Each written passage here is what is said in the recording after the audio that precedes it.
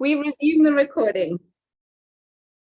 Goddesses, welcome, welcome. It's 7/8/2023, currently 7 p.m. Central European Time, streaming from Salzburg, Austria, here to you into the world. I'm loving to see how many different nations are starting to come together in our Golden Goddess Circle. So thank you for making time in your very precious day to be here with all of us. And if we were now in a 3D room together, let's just imagine that, you know, might make us feel in certain ways. I would invite us to hold hands. I'd literally say, come on, let's hold hands. And I invite you now in this non-physical space, and yet in the physical space that you are in, to just imagine for a moment that you're in that most perfect gathering room, that sacred space that smells just like you like it. The temperature is perfect. You're sitting or standing or lying down comfortably. And I invite you to do just that, because yeah, you can see me and us, but you can also just feel us and hear us if that feels best for you. So whether you're in your bed or on the couch or at a table, or maybe listening to this while commuting, let's just imagine that everything is just perfect the way it is right now. And we have this opportunity to connect our energy fields to another energy field. So that's what we're doing. We've created a vortex, an energy field, by gathering in this Zoom room right now, because we're to dial a certain number, rather like we dial a certain number to talk to someone on the phone.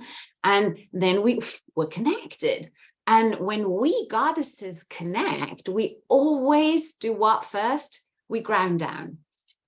So let's just take 3 full, deep, precious breaths. In through the nose and out through the mouth or nose. Whew. Make a sound. Let's do that again. Take a full breath in and exhale. Whew. Letting out that sound that wants to come through you right now. And let's do that again. And then we imagine grounding down into this planet in whatever way feels good for you. Imagine being a tree, those deep roots, or maybe you're a ship girl and you're firing your anchor. And then we imagine connecting our hearts, our physical hearts, with the heart of Mother Earth. So right in the center of planet Earth, there's this lava-filled space. And I like thinking of that space as that fire, that heart of Mother Earth. So we imagine drawing our roots down, down, down, all the layers of the earth, down to that fire, and then hey presto, it's cool to feel. It's just the right temperature, huh? And then we imagine drawing that electromagnetic force field of the earth with its grounding energies and frequencies into our bodies, just with the power of our minds, our focus. And then we set the intention that every breath that we take nurtures this connection between our physical vessels, our energetic field, and the force field, the energetic field of the earth. Okay. And as we now feel safe and grounded, we can go ahead and close our eyes. Then we roll the eyes up as if we're looking through the crowns of our heads. And then we say silently inside of ourselves, even if I don't know how to elevate my state to that perfect frequency that is aligned with my highest good, my health, my joy, my happiness, my success, my love in life, all I do know is it is so now, and I am fulfilled. I delete all that could stop me, and I download everything I need to do so now with grace and with ease and with joy. Thank you, thank you, thank you. So it is, so it shall be, or something even better. And one more full breath. And then open your eyes if you like or not, and come into the present while remaining in this relaxed brainwave state. So you might have noticed by taking just those few minutes, right? And grounding and rolling your eyes up, you have brought your brain into the theta brainwave zone. Cool, right?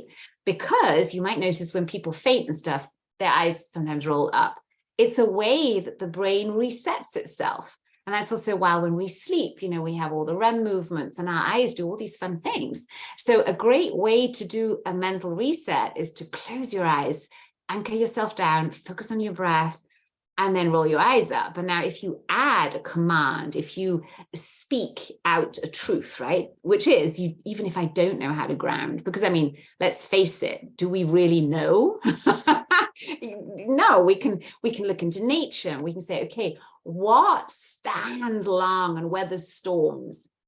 Trees with deep, long roots. And we can see, okay, when we learn, we're smart sometimes as humans. When we build a house, right, we need to build a foundation first before we start stacking shit. And we know that when we're children, when we play Lego or we play with sticks and stuff, Kepler sticks. You play Kepler sticks, I love, or Mikado, right? That's how we learn. So that's why in my teachings or when I spend time with people, I just love playing, because we learn so much when we play. And we know that as kids, and that's our natural drive to want to play. And, watching my puppies, I'm learning so much about how we learn, how we naturally copy what the other is doing if we see that what they're doing is working well. We don't have to tell ourselves to do that. The things like mirror neurons and things like that going on. And then if we learn through play, think of what state we're in. Do we feel, oh, I don't know, I'm not going to be really serious. Or are we sort of, hey, let's see what unfolds, right? We're in a joyful state usually.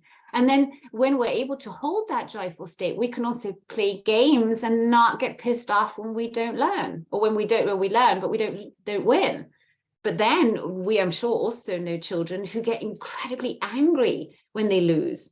One of my godchildren's brothers was like that, an incredibly smart little guy. But he would get so mad when he lost at a game that he'd throw tantrums. And he did that for years. And his mom and I are good friends. And we'd laugh a lot about it because, there was so much energy into it. But it was so interesting to see, why does he do that? Why is it such a big thing? And then we all have these big things, don't we, that say, I'm really cool about most of the things in life, but there are these things that if that happens, whoo, not so cool. And if we look at the common denominator of those things that happen, I believe they have one thing in common. That is that it's a change. It's different than we thought it would be. Would you agree?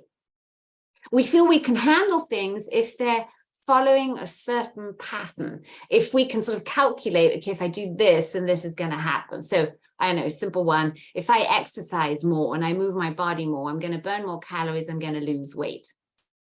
Technically, yay. But isn't it true that for some that doesn't work? I know people who are exercising a lot and they're not eating much at all, but they're gaining weight. Do you know people like that? I have a friend like that, and I had to speak truth to her just a couple of days ago, and I was really courageous because, when you're really, really, really good friends, aren't there also topics that are kind of sensitive where okay, I'm not going to go there because we're so peaceful and good together, as long as we don't talk about that. But then we all know things about each other, especially if they're good friendships, where we know if only she or he were to do that or look at that, I think it would be a big change, because that's what good friendship is, isn't it? That we can see something in another that they can't see in themselves. Are you still with me? Cool. So to this friend, she came to me and she was she's in the process of moving house. And what do we do when we move house? We have to get rid of stuff. So I love it when she moves and gets rid of stuff, because then I get a lot of stuff, because usually that's how our friendships work. We share clothes. So whenever we let go of stuff, we have bags of clothes that we then give to our friends. And I love wearing the clothes of my friends, you know, that it's the same size. And even if they're not the same size, it can be fun, because if they're beautiful things, they have something special to them because they had them. So anyway, I got this whole bag of clothes and I was like, hey, that's amazing. Thank you so much. She said, yeah, I can't imagine that fit me. You know, it doesn't fit me anymore. And it was like, look at you, with you, you always stay the same shape. And hey, look at me, I've just put on weight and I don't know why. And I was like, oh, you know, but you look lovely. And I love you the way you are. And, you know, is it really a big deal? You know, that's what you do first as a friend. And she says, yeah, I know, but it's bothering me. So I let it be. And I sort of said, yeah, well, I mean, there are things that you could do and we can talk about it sometime maybe. Anyway, she followed up with me. First sign, she followed up, she reached out, right? So that was the first invitation that this might be the right time to say something that could be difficult in another moment. And then she approached me again. She said, you know, well, could you help me? I want you to hypnotize me so I no longer eat chocolate. So I said, I can definitely do that. We can definitely do that. If you think that is the issue while you're gaining weight. I mean, is it? Are you eating more chocolate than usual? And she says, well, I do like this particular kind of chocolate and I do eat that. And I said, well, yeah, but truth is, I mean, I eat chocolate every day. I don't think that in itself is the issue. Couldn't it be something else? So we had a conversation anyway. And then she decided, well, maybe I just have to exercise more. And I said, well, honey, I know you really well. You exercise a lot. I mean, this is a woman, she's constantly on the move. She's always she's taking care of a lot of people. She's got a dog. She's on the go the whole time. And I said, you know, if I can now tell you my truth, I think you don't need to exercise more and eat less. You need to rest more and you need to sleep better. Because I have the feeling, I mean, let me ask you, is it true? I don't think you're sleeping very well. And she said, yeah, no, you know, I've got so much going on and all the stress and with this and moving and my dad and all that. And I said, you see, I think that's the problem. Because one thing is true. What happens to the body when it's under stress? Is that the time that the body is sort of, oh yeah, let's let go of this, let's fix that, let's have energy to heal and become well? No, if the body's in stress, you're using a lot of energy to just maintain status quo because the body's got a lot to do, right? Hormone levels, digestion, yada, yada, yada, without us even thinking about it. But if a lot of just mental energy, a lot of worry is going towards something else outside of you, especially that you can't control, what's happening to the energy levels inside of us? They deplete, right? And then the last thing the body is going to do, especially if it's already reached a certain age or a certain long time of doing things a certain way, the body's not going to let go of the precious fat, because especially us women, and it'll think of us archaic humankind, right? Well, we're still living in caves. We needed to store fat for what? The crisis that is pending. So, you know, even if we don't consciously think, oh, there's a crisis coming, or we're believing all that, if we in ourselves are feeling stress, aka the body's feeling unsafe because we're worried about something, I don't know, whatever it is, the economy, another person, a loved one that's suffering, our homing situation, our relationship, whatever, our health, then we are actually doing the opposite of what we would need to do. Do you agree? So I thought for this circle today, I would love us all to set the intention to get into the most amplified state possible and devote this energy that we're going to create within us to a cause. And I have two causes that I would love us to pray for. And I'm going to share the pictures of these two causes because they're two people. And I'll tell you more about this. What we're doing here is, because we're more than 8 people right now, we have the opportunity to create circles of 8 that are focusing their energy that they will first create within themselves towards another human being that is currently suffering.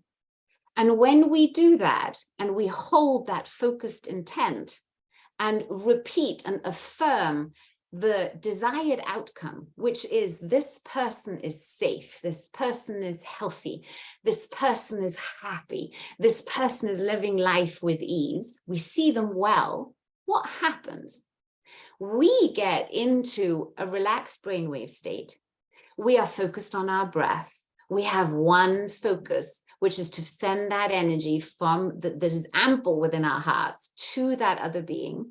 And what happens to that energy then? Think of the power of the figure of 8, the infinity sign.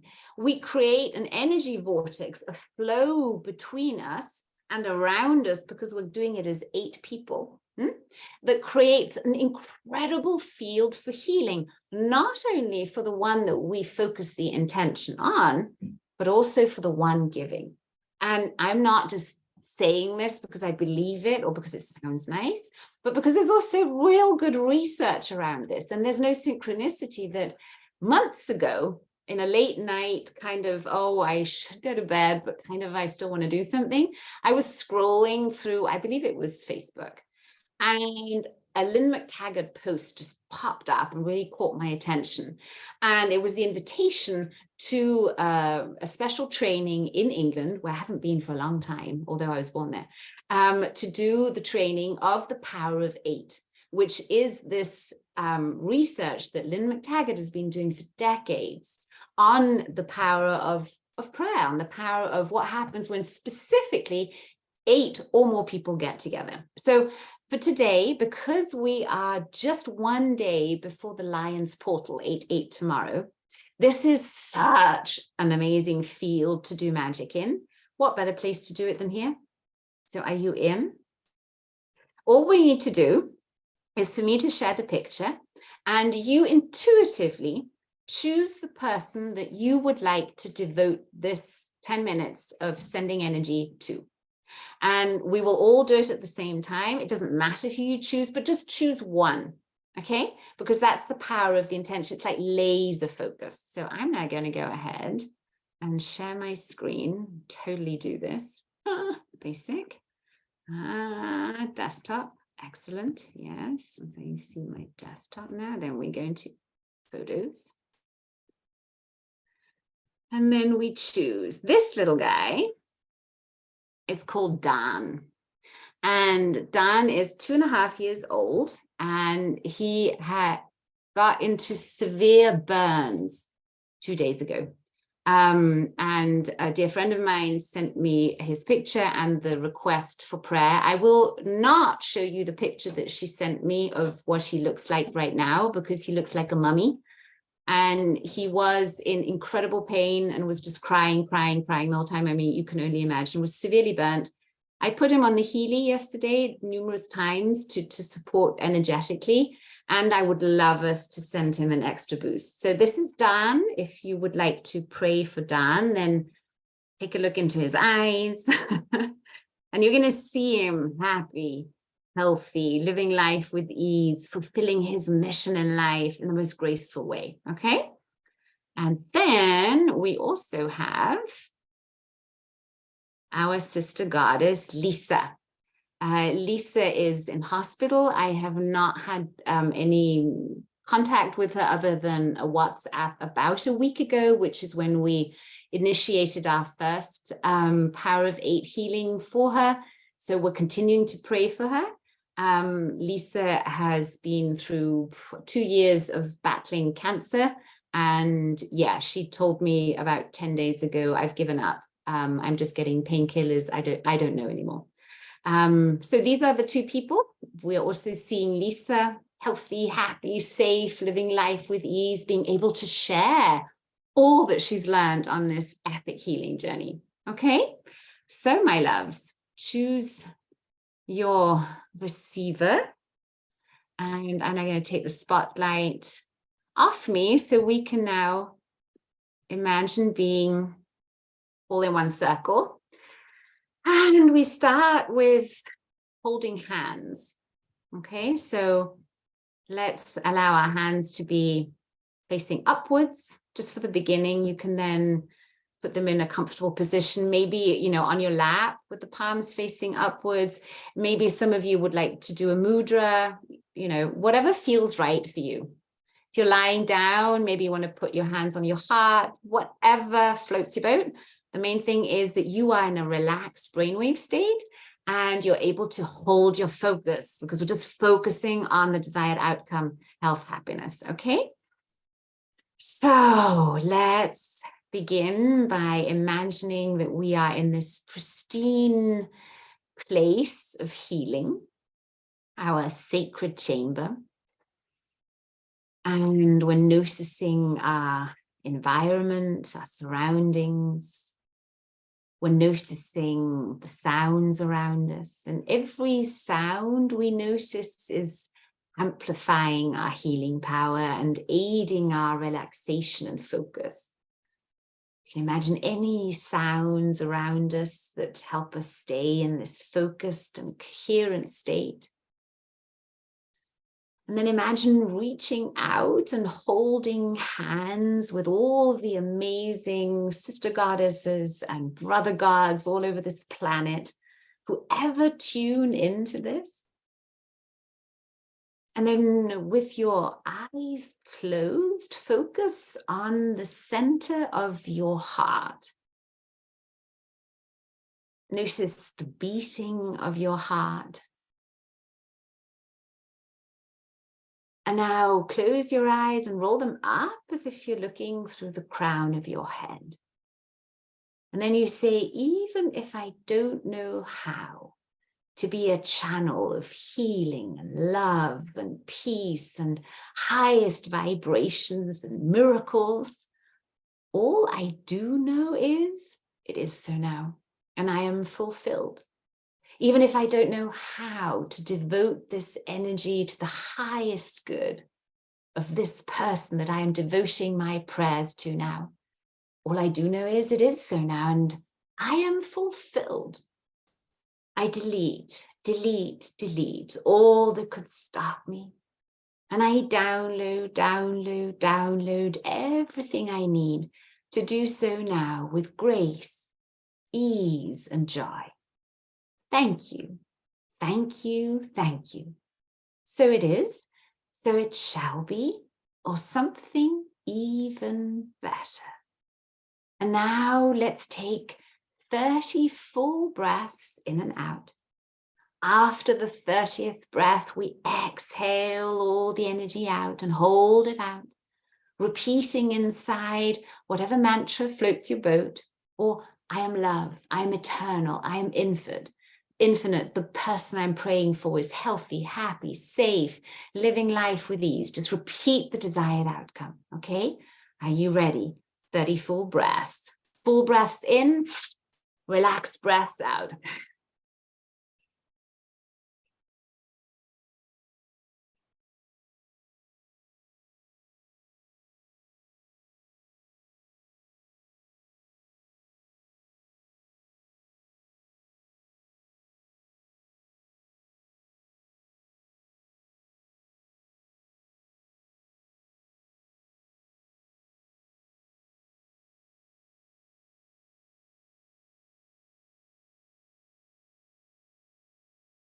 Exhale all the energy out and hold.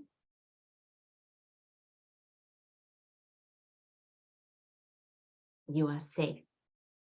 You are healthy. You are happy. You are living life with ease. Yes, I am safe. I am healthy. I am happy. I am living life with ease. We are all safe. We are all healthy. We are all happy. We are all living life with ease.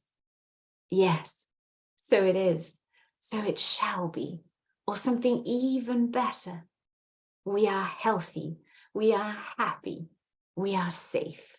We live life with ease. Yes, we are safe. We are healthy. We are happy. We live life with ease. Breathe in and hold.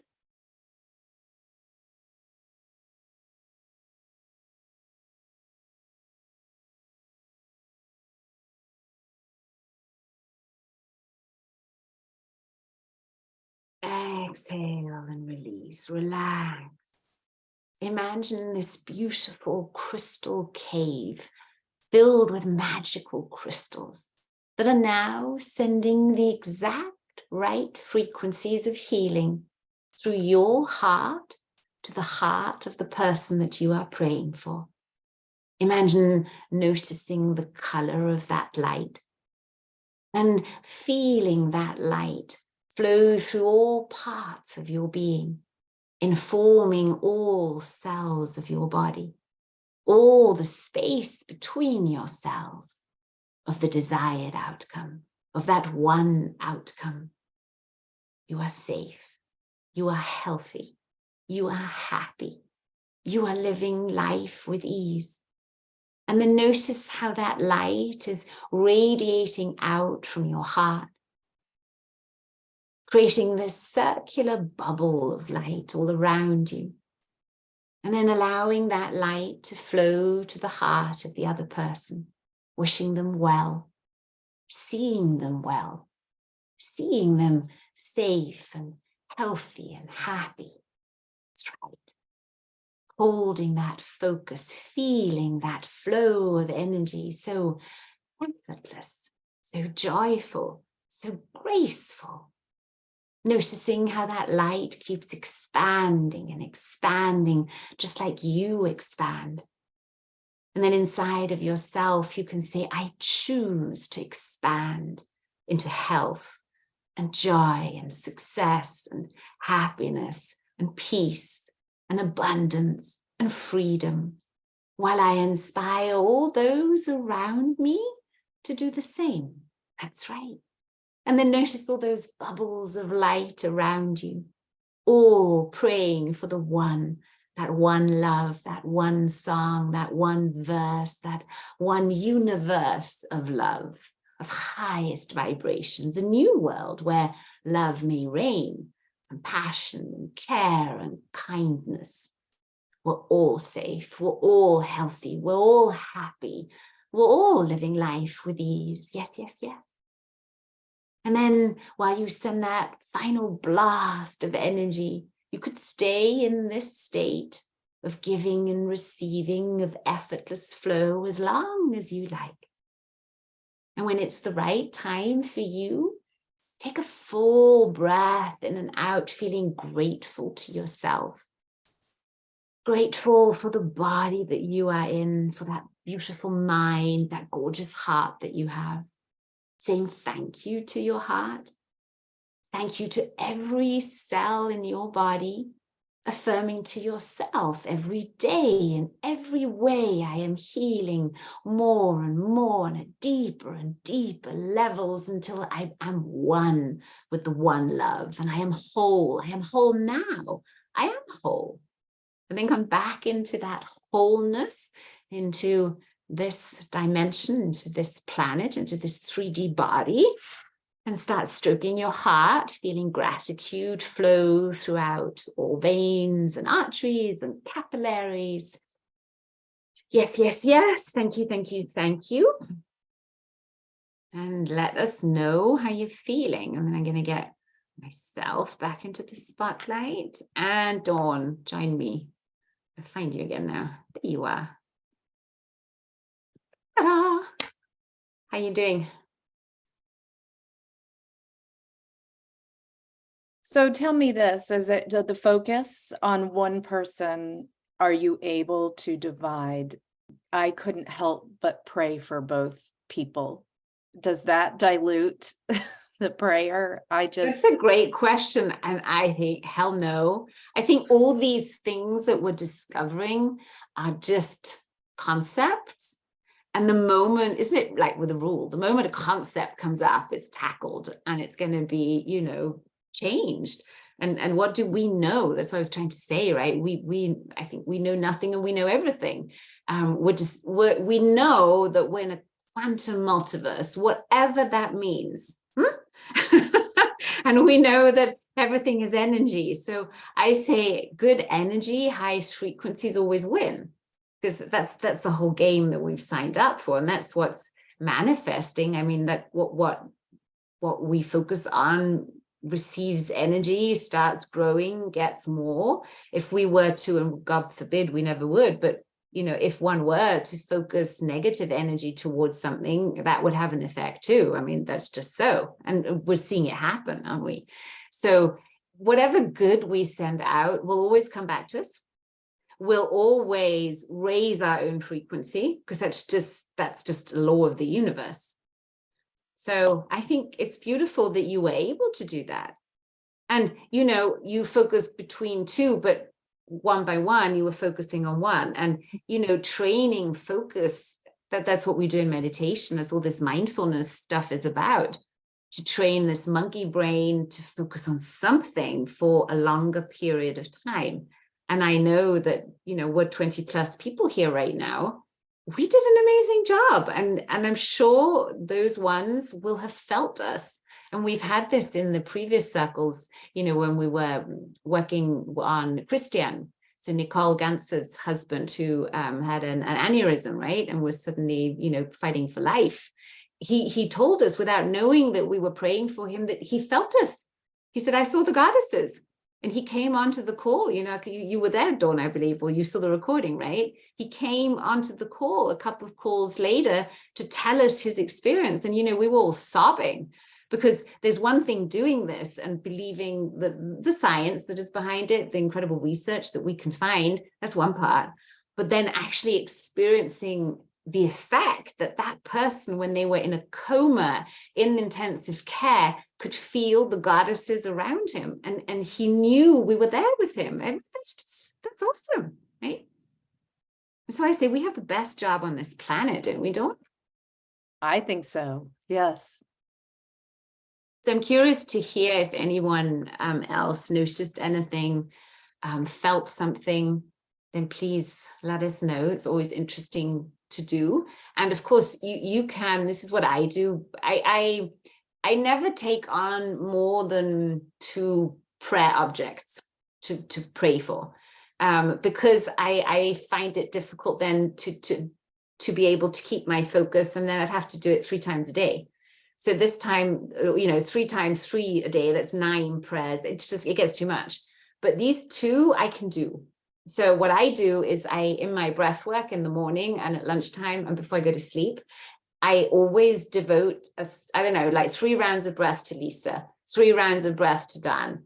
And that, yes, it's maybe not the 10 minutes full slot every time, but, in a quantum multiverse, it's the impulse, it's the impact that counts, because it's just, the high frequency going over. And I believe that, if more of us are doing that, they feel that. It's like acupuncture needles of good energy being sent. And we know from research of the ones, passing, that there's great research from Elisabeth Kübler-Ross. She's a Swiss lady who specialized in the research of what happens when we leave our physical bodies. And they're incredible stories of what happens when the soul leaves the body and appears to the loved ones. And they knew they were going. They saw the light suddenly go. They had a dream, and that person was there telling them, hey, my time's up. We're good to see you. So when I think the moment we have an experience like that, and that can be like something beautiful like this, when we get the feedback from another, hey, were you thinking of me? I dreamt of you. I felt better. And you just thinking of you gave me that insight that I needed, yada, yada. That's feedback that we really also have to receive and integrate and say, yeah, I did that. We did that. So whatever happened right now, I'm sure we had an impact, not only on the field of these 2 wonderful souls, but also on the field around us, because that's what the peace studies of the 70s showed, that when people pray together, which means that they are in their heart spaces, they're in a coherent state, that's when brain and heart are together, the crime levels go down in the cities that they're in, the rates of hospitalization go down. I mean, this is science. So yeah, that was a long answer to a short question. I'm not seeing any other feedback. Are you feeling shy, ladies? Are you going to tell us anything? Okay. So Lion's Portal, 8/8 tomorrow. Our most important focus is to look into our brightest future. That's an invitation to daydream. It's an invitation to, before we go to sleep at night, to imagine what it would feel like, what it would look like, what it would sound like, what it would smell like, what it would be like, to already be in our most courageous, audacious, out there, golden moment we can possibly imagine. So this is my invitation to you to really spend at least 5 minutes thinking about what it is you really want. Because I think I had a very interesting coaching call today with a young girl, 16 years, sent by her mom. So mom was also on the call, who's struggling. And I was trying to find out whether I'm the right person to help her. And I actually let her go after the strategy session, saying, I want you to spend a week now thinking about what you want, because what you want now is just an absence of the stress, an absence of the, I don't know, she's suffering from anxious nausea sort of stuff, right? You want an absence of those symptoms. But that's not a goal that gets me excited. I'm best working with people who have a big, juicy goal, because if our goal is just the absence of the discomfort, that's hardly a motivation, because we've had the discomfort for a very long time and we're dealing with it quite well, aren't we? Do you know what I mean? We've got to learn to dream bigger. And I love where it says that, if you're in between choices of what to do the thing that scares you most. So back to myself, I saw a house today that is sort of tickling my fancy, that could be the home that I should be moving to. And I'm noticing, I'm asking myself all these questions because I really want to make the right choice here. Is there a little element in there that scares me? Because if there weren't, it's not the right one to do. And I found, yes, there is an element of fear in there. And I found a few things. One is the fear of something even better might come next week. So if I commit to this now, the next week, an even better thing might come. But then I use my conscious mind and I say, hey, Joy, let's be realistic here. How many houses like that are there in Salzburg? I was like, not many. It's in one of the most expensive areas of Salzburg. It's just one posh villa next to the other. Not many, because everybody tells me they want to live there, but there's hardly everything on any in the market. So the likelihood of another one like that coming up there, not so high, right? Okay, next thing. Is it likely that another place will come up that will accept you with 2 puppies? Rental object? Also not so likely, because right in Salzburg, they're not big dog friends.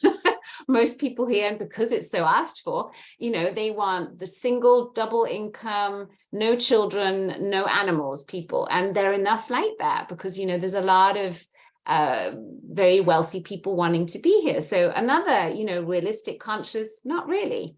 So the fear of, the fear of something even better coming and me missing out on something is unrealistic, right? So I can put that aside. Is there another little fear? The fear is, well, it is a lot of rent. Other people pay this back in a loan to a house. So there's a little fear of, I'm going to have to make that money every month easily, right? Otherwise, it's going to stress me. I don't want that.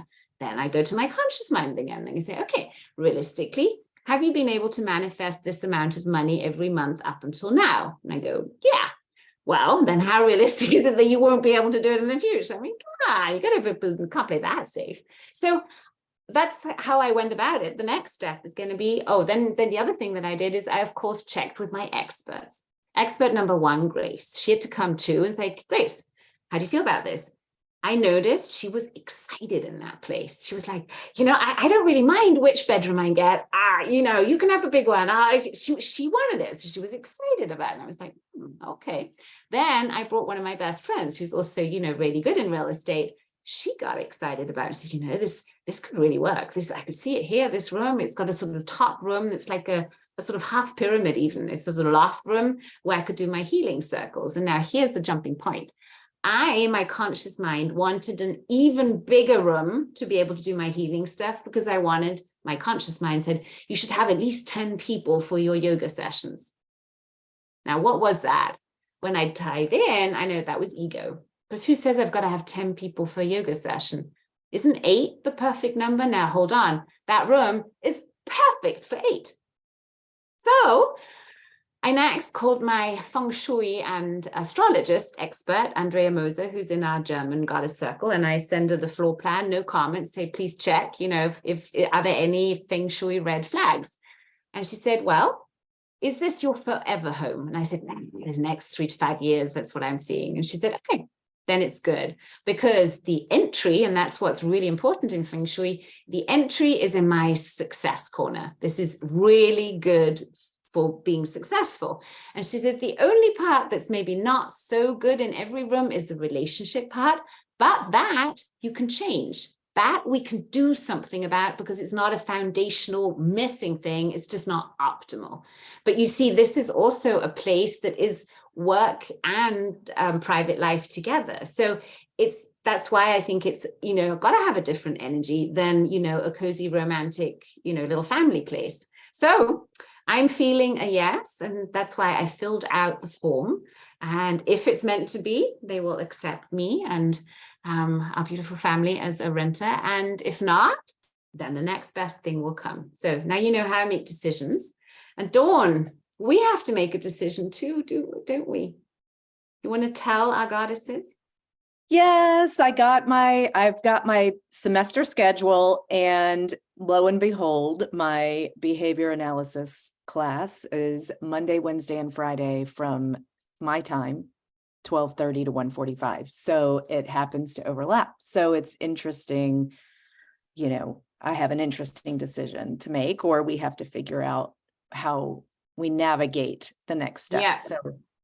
So to translate this into sort of information that might be relevant to all of you, it means that if Dawn honors her schedule at college to further your studies, right, or for this, she can't be our co-host on these Monday gatherings.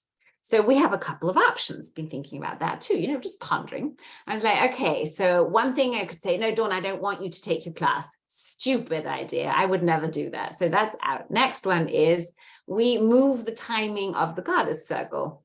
Not so keen on that, because we already noticed, any change of timing and day would create a lot of ruffle, and it would take quite a time for people to get back into the modus of, oh, it's Monday, it's goddess time. So I don't feel that's so good too. So the third option we have is to open up the space for one of you goddesses to come in and be a co-host. The thing is that as you see, I'm here 99% of the time. But to guarantee that we have a German and an English goddess circle going on for free every single Monday, every single Tuesday, and I'd love that continuity to be here, because this is our sacred sisterhood time, I need someone to help me. I need someone to be a Dawn, to be what used to be a Morella, what used to be a Linda, what in the other goddess circle is an Andrea, another powerful woman. Even if she doesn't believe she's that powerful yet, she knows she is, who is good at communicating, who has some interesting things to say, who loves connecting with me, who likes to have a conversation, who can add something. Then tell us, right, Dawn? And then can we together choose our next co-host? Are you in for that? Mm-hmm. I'm in. And you're not leaving us yet, are you? No. And I've got 2 more weeks, and I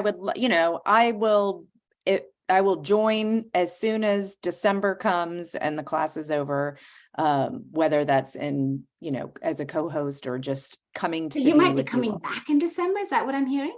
So it's just a semester class. Yes. Well, there you go. So for the next semester, so that would start, when does it start? It starts in 2 weeks. So, okay. So in about 2 weeks, if you can hop in and come and be a co-host and do that until December, and then maybe if we get on really well and you love doing it, you can stay on, and then we can have more co-hosts. It's just, I would love to keep our goddess circle going and not have gaps in between, because I know how much this means to many of you. I mean, I hope to all of you, but I know for sure from emails that I get that for some of you, this really is so precious and such an anchor that I want to stay here for you. Make sense? So any of you felt a kind of little tingling here, sort of, that feels exciting but a little scary, then sleep on it and listen to your heart and send me an email, joy@joymartina.com, and let me know and tell me a little bit about, or tell us a little bit about you, of, what are your passions? What are the things you love talking about? What are your gifts? Whatever. Give us a little intro and we would love to meet you. Dawn, what's your best tip for times when there's change? When things go different than we think, what do you do?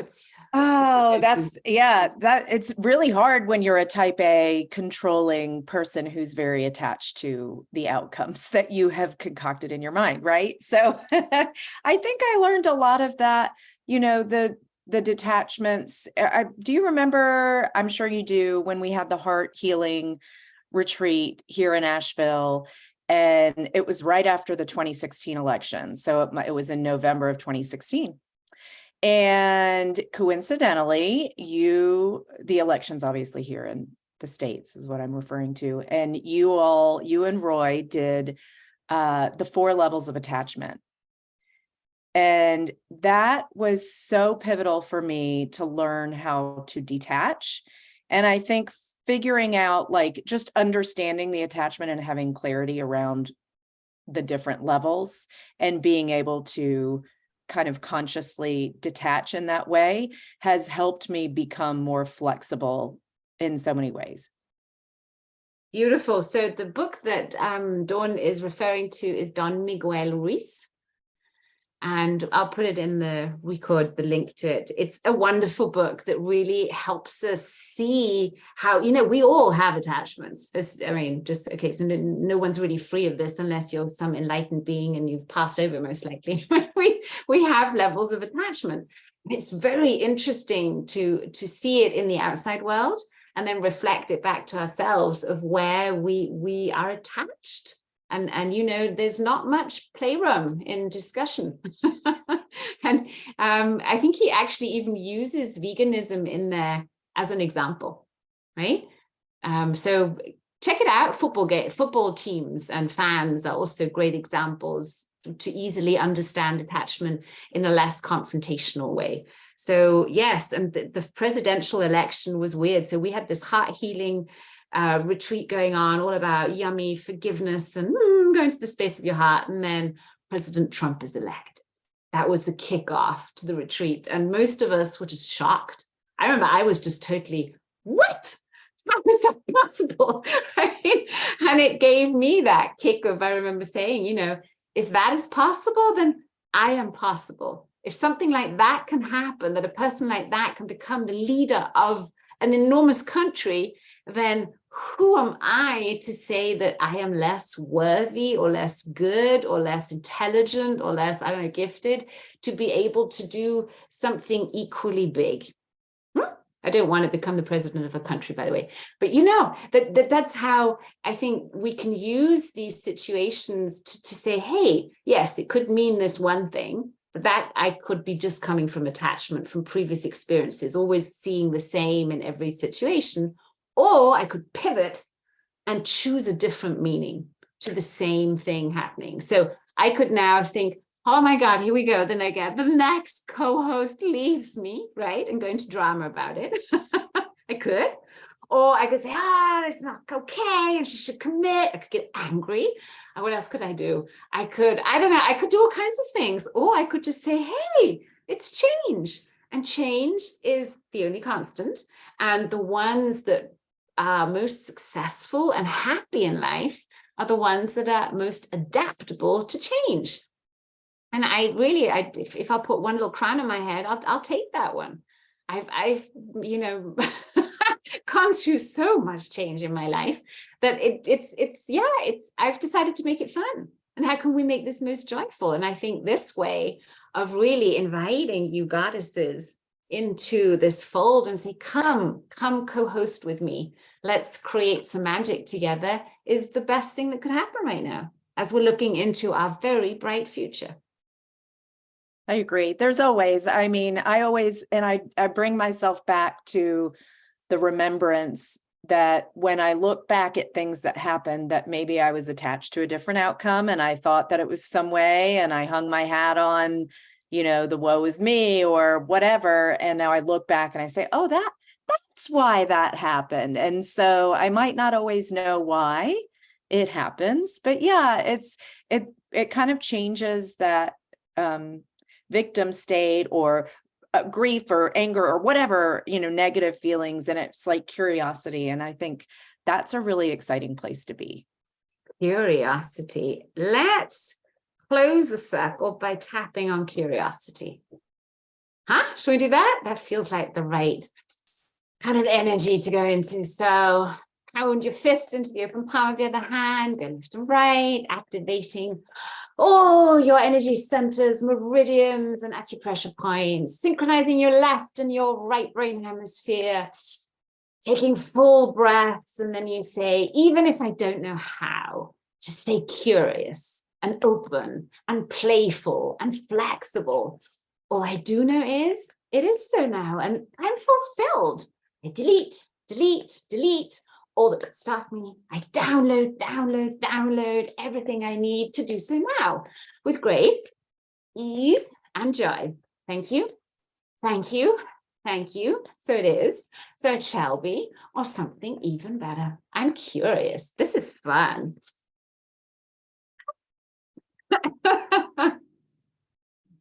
That was the first time we've done switch and crystalline command together. Did you notice?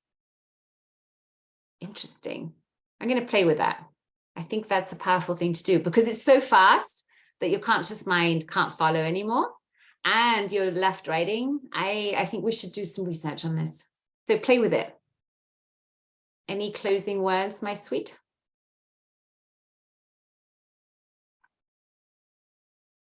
Okay, then imagine holding hands, squeezing those hands, sending each other lots of yummy energy, blessing each other, blessing all each other's heart's desires. May you have a fabulous week ahead. Stay joyful, stay curious, stay playful, and see you again next week. Bye-bye.